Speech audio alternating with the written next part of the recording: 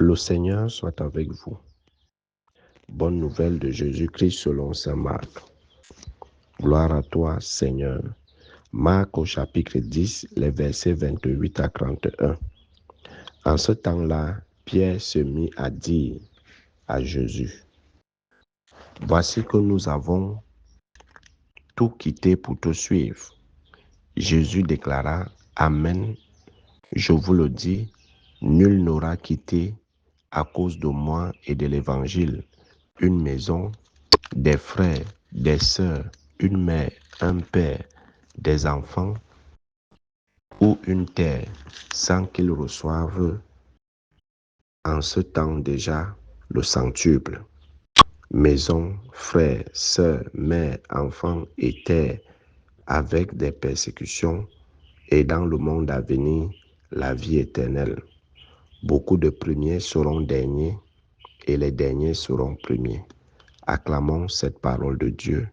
Louange à toi, Seigneur Jésus. Bien-aimés de Dieu, chers frères et sœurs en Christ, loué soit Jésus-Christ.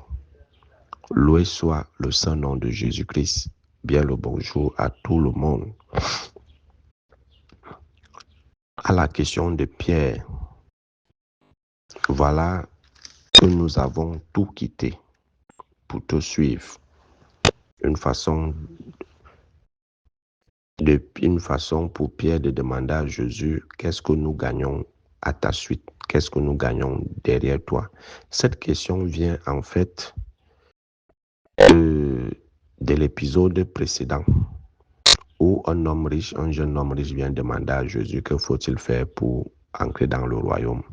Et Jésus lui dit de vendre tous ses biens et de le suivre. Mais avant ça, il lui demande d'observer les commandements. Le jeune homme lui dit qu'il observe tout cela. Il fait tout ce que la loi recommande. Mais Jésus lui dit, il te manque quelque chose.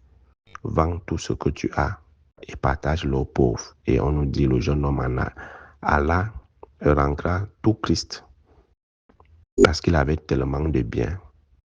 Et c'est pour ça que Jésus va dire, il est difficile à un riche d'entrer dans le royaume des cieux qu'à un chameau de passer par le clou d'une aiguille.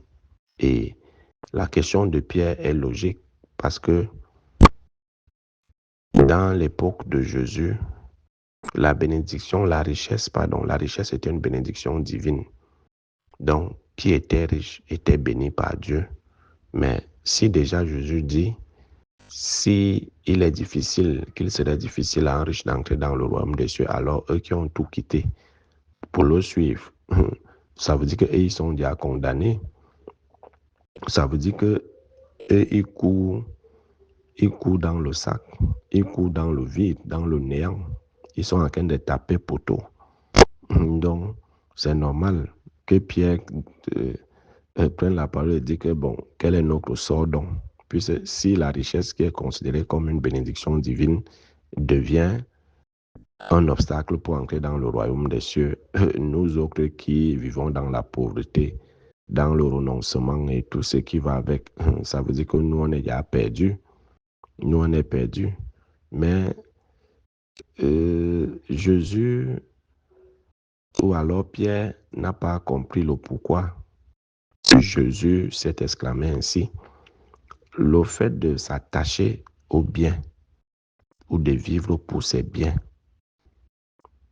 c'est ça qui devient un obstacle à l'amour du prochain. Souvenons-nous, quand le jeune homme avait répondu, tu aimeras Dieu de tout ton cœur, de toute ton âme et tu aimeras ton prochain. Jésus lui dit, voilà, tu connais, tu n'es pas loin du royaume, mais va vendre tes biens et viens sur moi. Parce que Jésus attend de nous le détachement. Dieu n'est pas contre la richesse. Mais si la richesse nous empêche d'être à la suite du Christ, si on préfère ses richesses à Dieu, à ses frères, à son prochain, c'est là où ça devient un problème. Le détachement est primordial pour être à la suite du Christ. Que celui qui veut être mon disciple, qu'il prenne sa croix et qu'il me suive. Et Jésus, en envoyant ses disciples en mission, dit, ne prenez ni sac, ni bâton, ni tenue de rechange, ni ceci, Vous voyez que si on s'encombre des richesses, des biens matériels, pour la suite du Christ, on ne va pas avancer. Alors, il faut être riche en Dieu. Et nous voyons ce contraste. Être près du Seigneur, on retourne dans la joie. Mais le jeune homme riche, lui, retourne avec le cœur serré. On pouvait se demander qu'est-ce qui n'a pas marché. Tous ceux qui venaient à la rencontre de Jésus rentraient le cœur joyeux. Mais lui rentre tout triste. Parce que justement, il n'a pas encore compris qu'il faut se détacher des biens. Il faut posséder sans posséder. Il faut avoir sans posséder. La richesse ne doit pas te contrôler. Les biens matériels ne doivent pas te contrôler. Aujourd'hui, on tue pour les biens matériels. Aujourd'hui, on sacrifie le prochain, nos enfants, nos amis, pour des richesses éphémères. Aujourd'hui, on est prêt à tout pour la richesse, pour vivre heureux et parfois mourir jeune. Aujourd'hui, on est prêt à tout. On s'attache aux richesses, aux biens matériels. On est prêt à tuer pour arracher le terrain de l'eau. On est prêt à tout.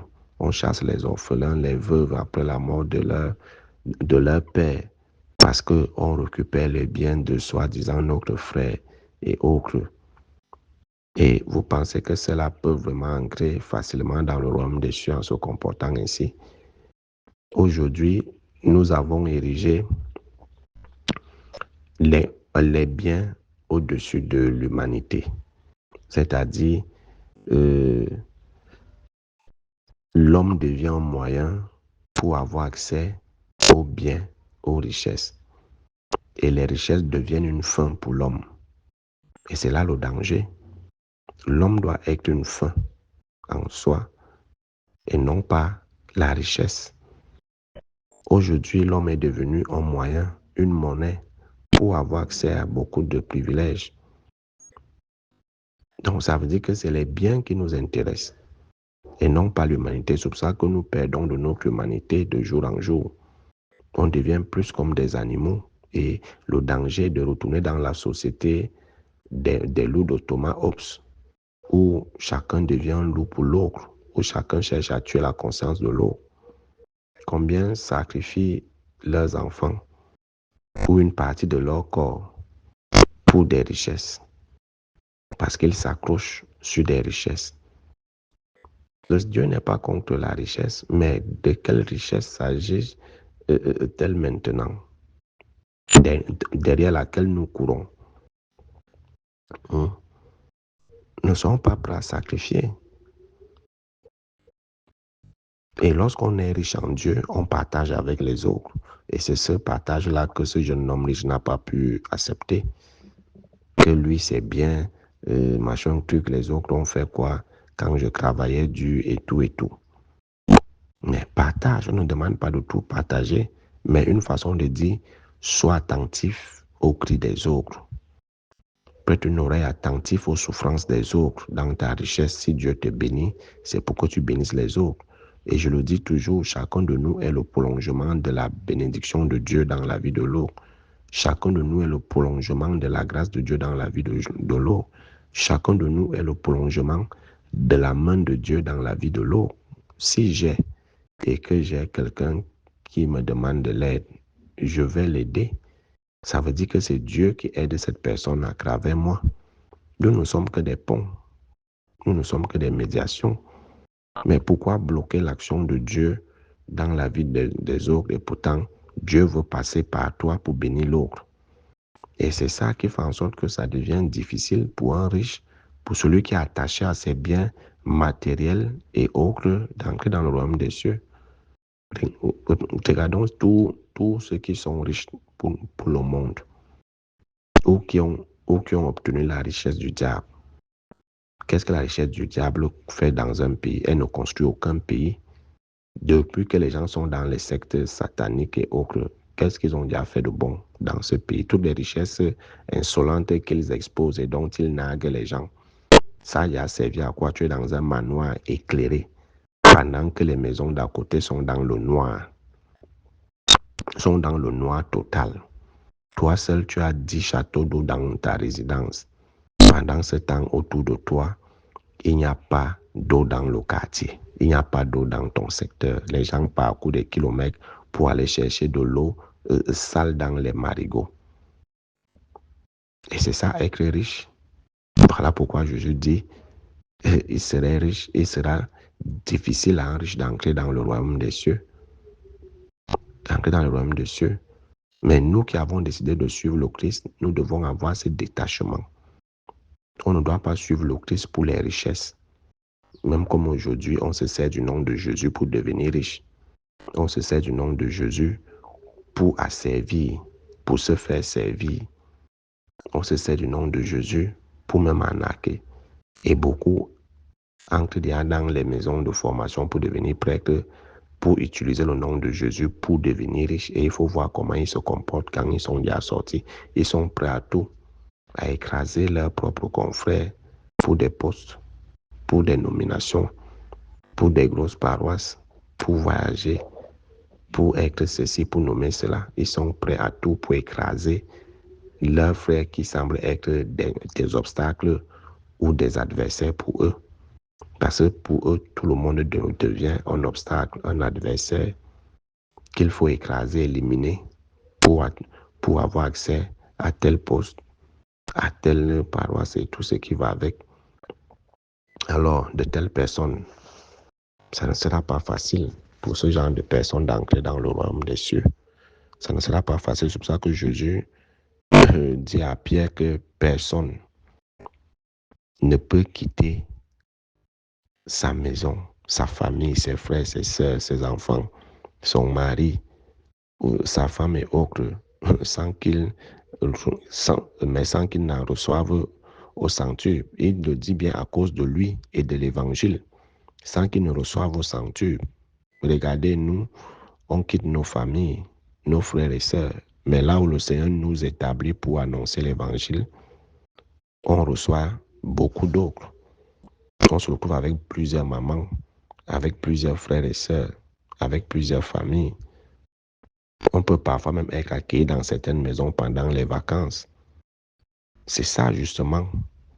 C'est pour ça que le Seigneur dit, ne prenez ni sac, ni or, ni argent, ni tenue de rechange. Parce que l'ouvrier mérite son salaire. Là où vous irez, on vous fera bon accueil. Vous n'avez pas besoin de vous encombrer des richesses. Et vous allez voir certains, lorsqu'il y a les affectations, lorsqu'ils quittent une paroisse pour une autre, ils vident la paroisse. Et pourtant, là où il part, il y en aura encore. Ils n'ont rien compris. Ne devenons riches en vue de Dieu et non pas la manière du monde. Et c'est pour ça que dans la première lecture de Saint Pierre apôtre, il nous dit, vous serez saints comme moi je suis saint. Et Saint Pierre nous invite à travers cette parole de l'écriture à devenir des saints dans toute notre conduite. À devenir des saints dans toutes nos conduites. Que notre conduite nous amène à devenir des saintes personnes. Tout acte que je pose a pour finalité ma sanctification. Et Sainte Thérèse disait, la sainteté, c'est dans les petites choses ordinaires de la vie. Tout ce que je fais doit être en vue de Dieu et pour ma sanctification et le salut des âmes. Voilà le secret de la sainteté. Voilà le secret de la sainteté. Alors, n'ayons pas peur de suivre le Christ, n'ayons pas peur de tout abandonner au nom du Christ et pour la cause de l'évangile. Et le Seigneur nous garantit que nous recevrons cela au centuple dans cette vie, mais plus encore dans la vie éternelle lorsque nous serons avec lui. Donc n'ayons pas peur, ne nous accrochons pas aux biens éphémères. Ne nous accrochons pas aux biens éphémères. Ces biens sont vraiment passagers comme leur nom l'indique.